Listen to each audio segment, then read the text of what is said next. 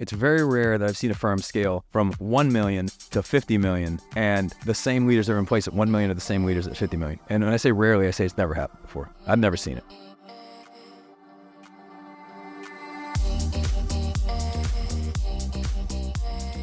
I'm Michael Mogill, founder and CEO of Crisp, the nation's #1 law firm growth company.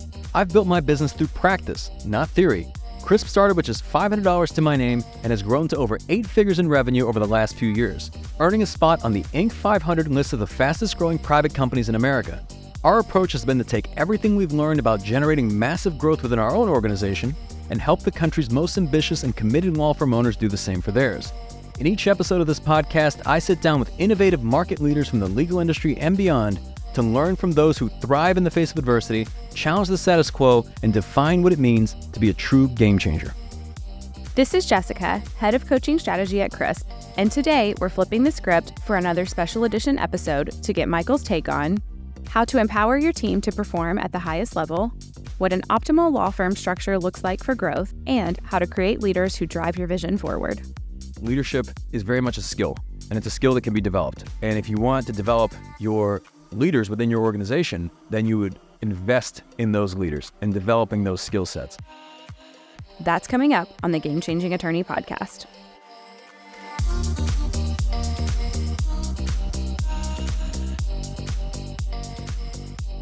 Here we are for another AMMA. Welcome back. Welcome back. I almost spoke out of turn as you were saying. I was so excited. I know. I caught it there. I was so excited to get in there. I was like, welcome back to the AMMA. Anyway, this is going to be fun. Look at this. We're already into the second month of the year. I always like to ask myself, are we pacing accordingly, right? Because everybody starts off the year, they're excited. It's January, it's a new year, and you have all sorts of, goals and things you want to achieve. And, well, how's it going?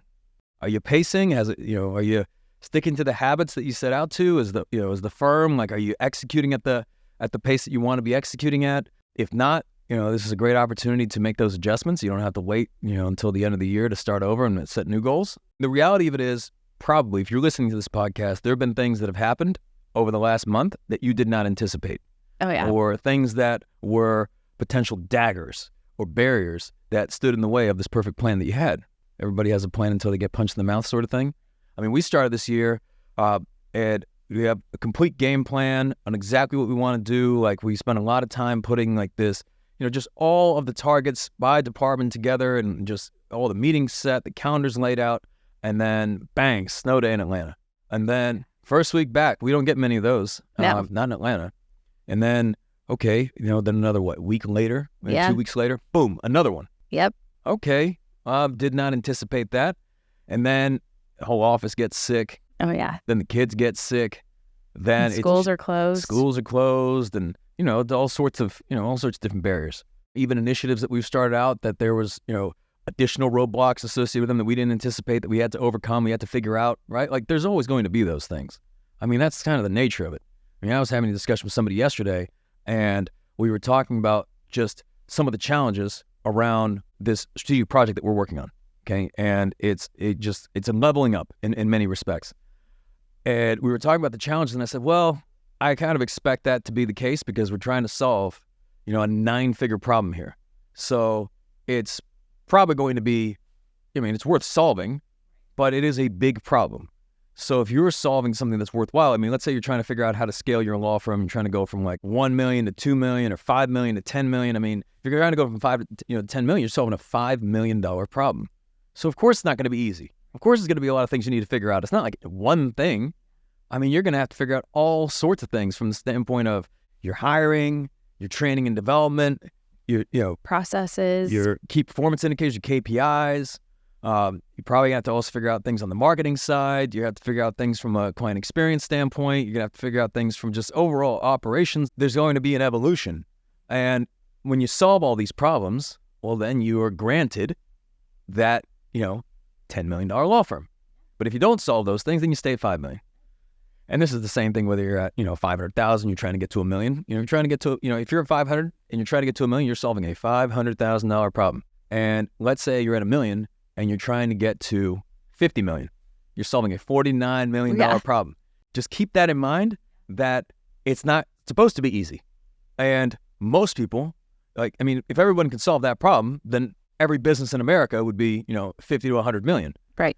But I read today, you know what the average entrepreneur makes in America? I think it's like $46,000. Entrepreneur, business owner. Now, and there's a wide range here because we have billionaires, right? So it probably says that the average one, really, if you were looking at it, probably less than that. Yeah. Considering the fact that there's people on the much higher end as well. So, yeah, if you want to achieve some, uncommon result, and then what the average law firm in America, I believe it's about $144,000 in gross revenue. Gross revenue, pre-tax. Think about all the problems that you've solved to this point and all the problems that you will have to solve from this point, and then it never ends. The problems don't go away. You just get new ones. You get different ones. Harder ones. Yeah. But I will say, of course, you get harder ones, and you couldn't handle the problems. The problems that you have now, you probably couldn't handle 5 or 10 years ago. Correct. So you get harder problems, but you also become harder. Yeah. You know what I'm saying? You become a more capable leader, which enables you to then have to solve that next level of problem. And then when you experience that pain and that challenge, and if you just don't know what to do, you don't know how you're going to figure it out, things aren't going your way, that is that growth period. And I believe that when people give up in those moments, they rob themselves of that opportunity to grow and develop, because it's not just so much of how do I solve this and how do I, take my firm from this level to this level. It's how do I evolve my capabilities as a leader to be able to make the right decisions to be able to scale from this level to this level. So it's a lot of personal growth and professional growth that has to happen to be able to evolve. If someone put you in charge of a $500 million business today, you would fuck that up. Yes. That business would probably go out of business very quickly.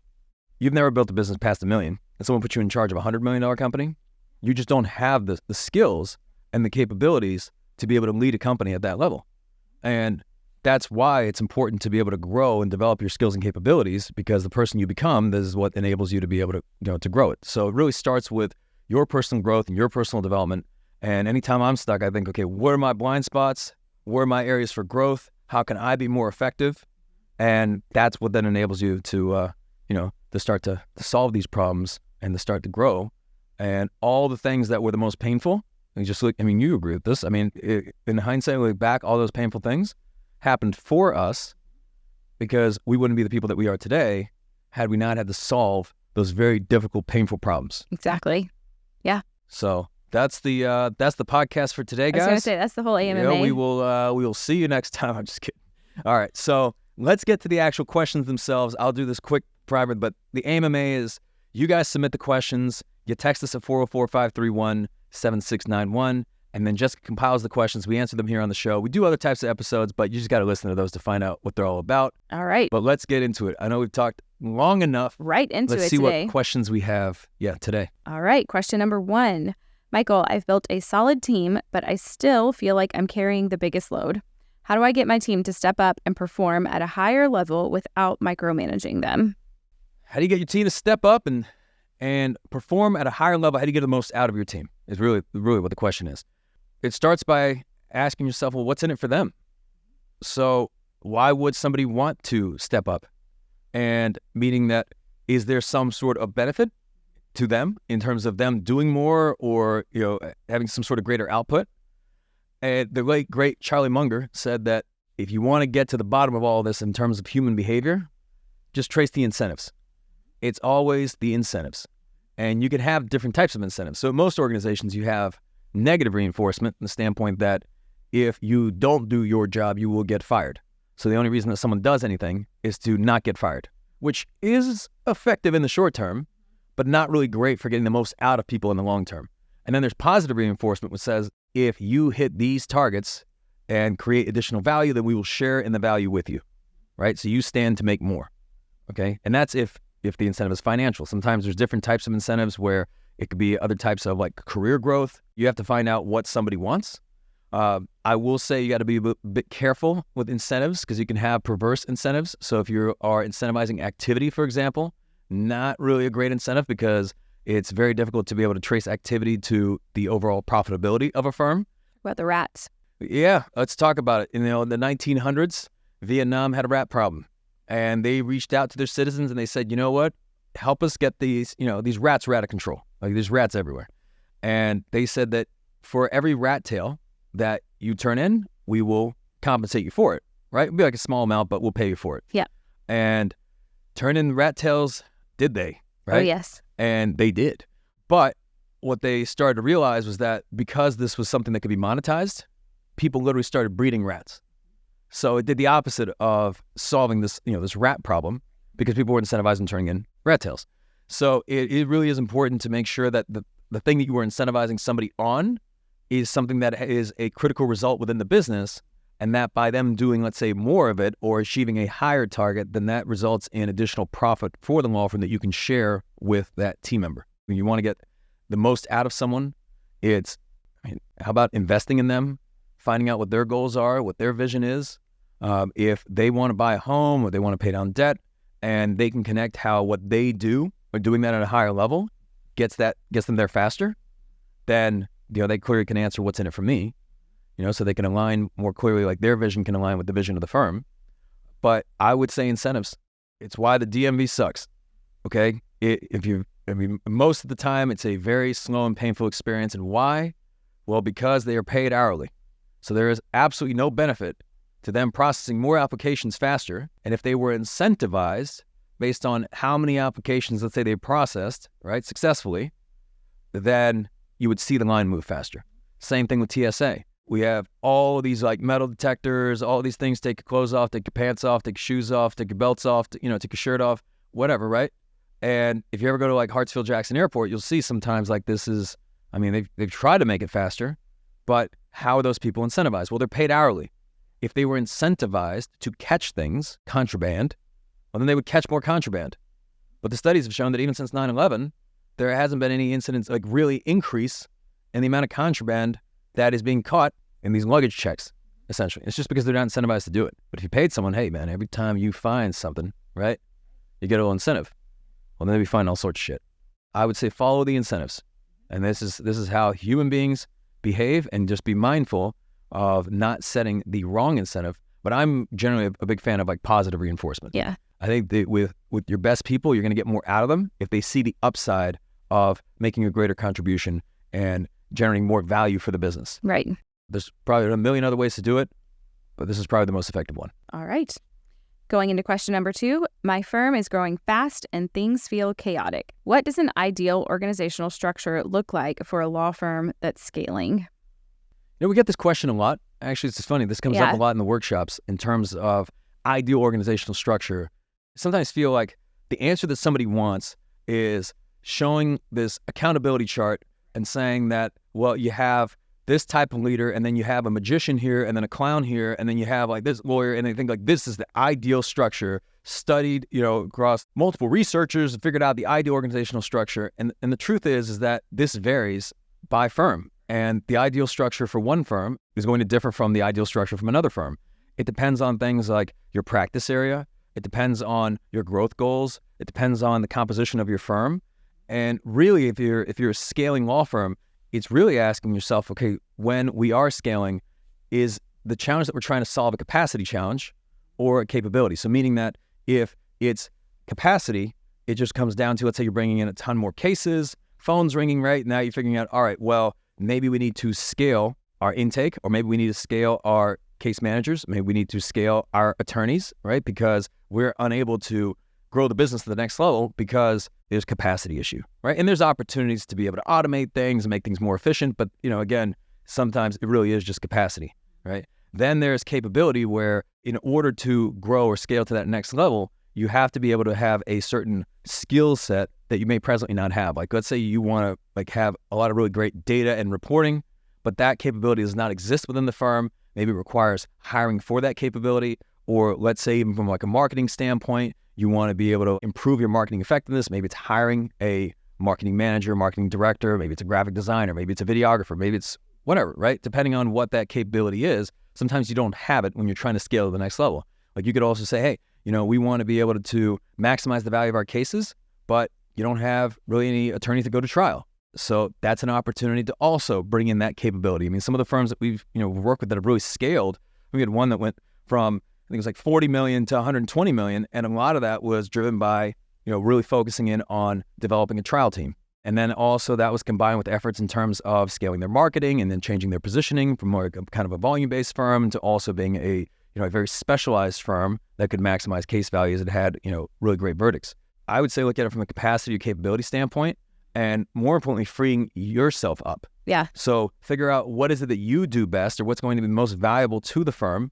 Maybe it's you being in court, that's what you enjoy, or maybe it's working on the business, and maybe you're the rainmaker, you're the one who brings in all the cases, you're the one who develops the relationships, the partnerships. Maybe you do a lot of the thought leadership in terms of creating content, writing books, recording, videos, blog posts, that sort of thing. What's going to make the greatest impact on the firm itself, and then finding ways to free yourself up by hiring other people that can focus on the things that you don't enjoy or may not be your strengths. And we do a whole exercise on this, in the coaching program, but I think it really does start with being able to develop more capacity in terms of your capacity as the leader, and I would say as the CEO of your firm, and then identifying what capabilities you need to be able to grow and scale to the next level. So initially, it's all capacity. Initially, if it's just you and you're just getting started, generally you are trying to do everything yourself and you are spread very thin. So you have to find ways to be able to delegate, and you have to have people that you can delegate to. Then as, you solve the capacity problem, now it's thinking, okay, well, how do we level up? There's generally capabilities, and then it goes back and forth, capability, capacity, just at the different stages of growth.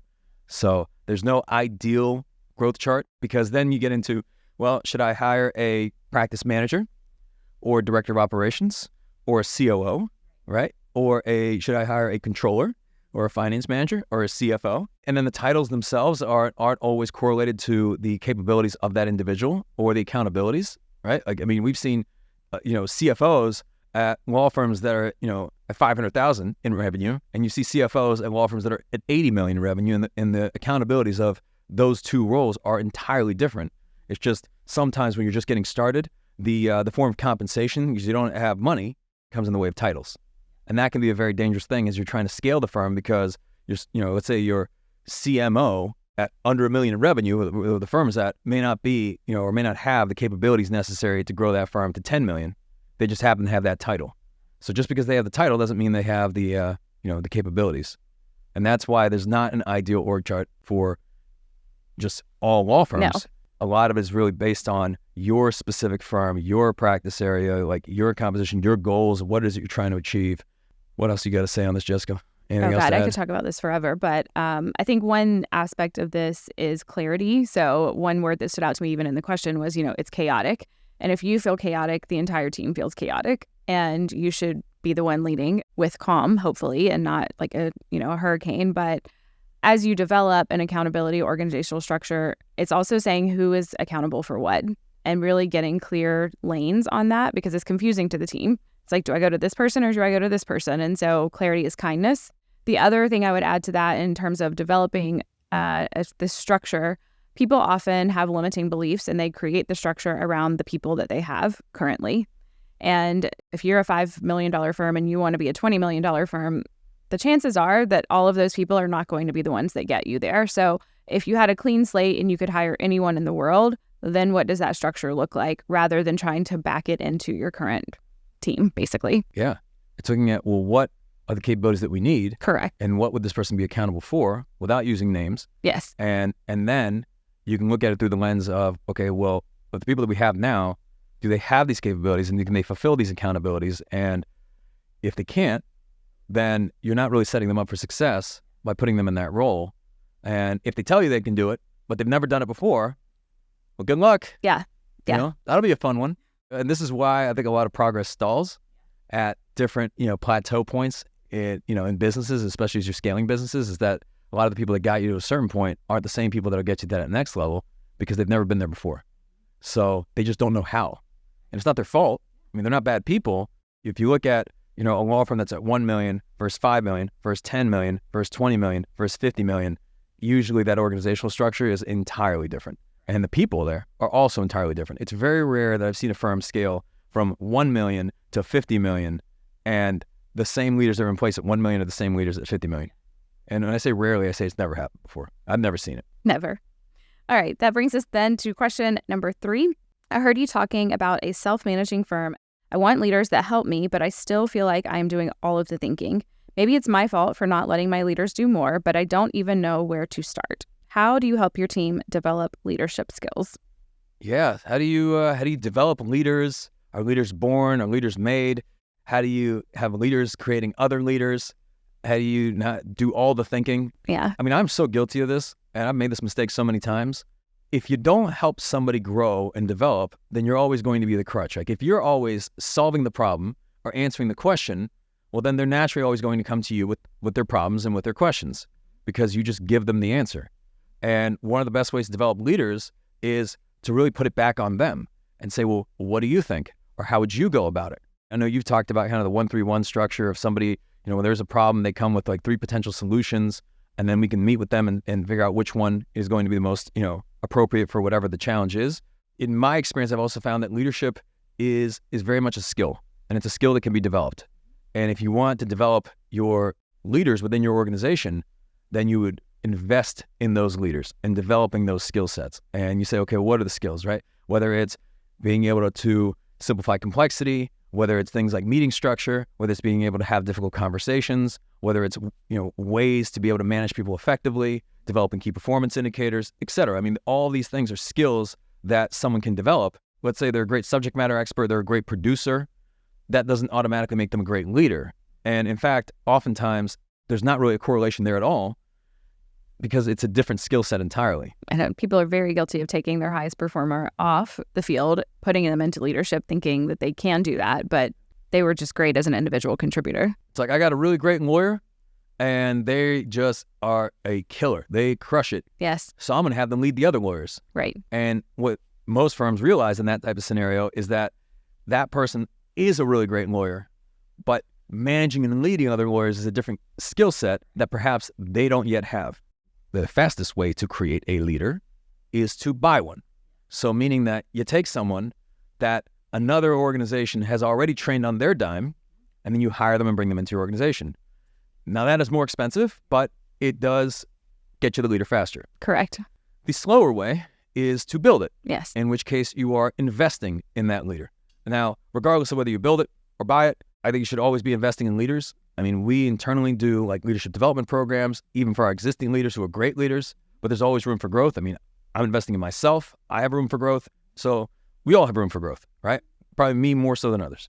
We also, even for many of the firms that we work with in our team development, team training programs, we have a leadership development track, and our firms send their leaders to CRISP, and then we work with them and help develop their skill sets and their capabilities. But I think the most important thing is just realizing that this is a skill that needs to be developed. And if you don't invest in someone, it's not going to happen automatically. And then it's also coming back on you, like you yourself as the leader. Like, do you lead by example? Because do you model the types of habits and behaviors that you want your leaders to model, right? You can't just say, hey guys, get better, right? Or be better leaders. A lot of times they're going to take those cues from you.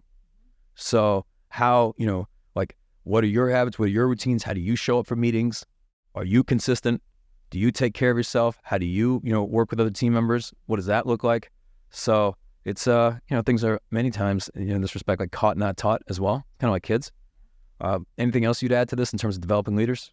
I think understanding too that people will make mistakes and accepting that, because you don't want to breed a culture of fear of making mistakes. So you do want people that now don't make the same mistake twice, but knowing that when you release the reins, it may be done 80% of the way that you would do it, but it still got done.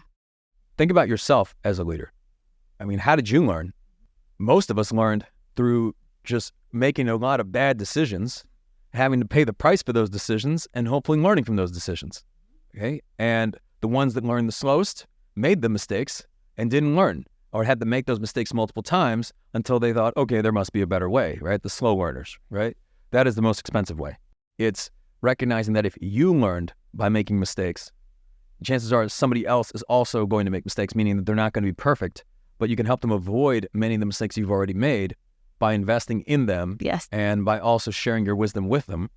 So sometimes we sit down in meetings, with a leader and they're dealing with a certain challenge. I kind of share my experience when I encountered, kind of a similar challenge and the lesson that I learned. Yeah.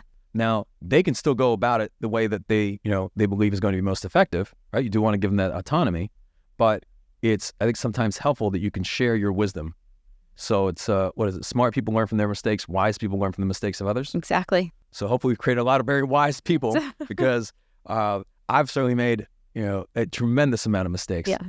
But you learn. Right. Right. And if people are afraid to make a mistake, it's typically a sign of an organization that's not very innovative and it does not make a lot of progress. Correct. Because everyone is so fixated on trying to make the perfect decision that they just don't make decisions. Yeah. And I'd rather have an organization that is performing a lot of different experiments and a lot of iterations and is making decisions, and you can be wrong, but then you can eventually be right. It's kind of like hire slow, fire fast sort of thing. It's like, okay, well, that person didn't work out. Well, what did we learn from that? Right? As opposed to someone saying, well, how do I get this perfect? Right. Right. And they spend 6 months trying to get it perfect and then it doesn't work out, versus the person that just, they just went for it. And we see the same thing in marketing. We see the same thing in pretty much all of the different departments. Yeah. It's just the ones that are able to make decisions faster. Correct. Kind of the time between decision and execution. Those are the ones that generally make the most progress. But it starts with you to model the types of behaviors that you want.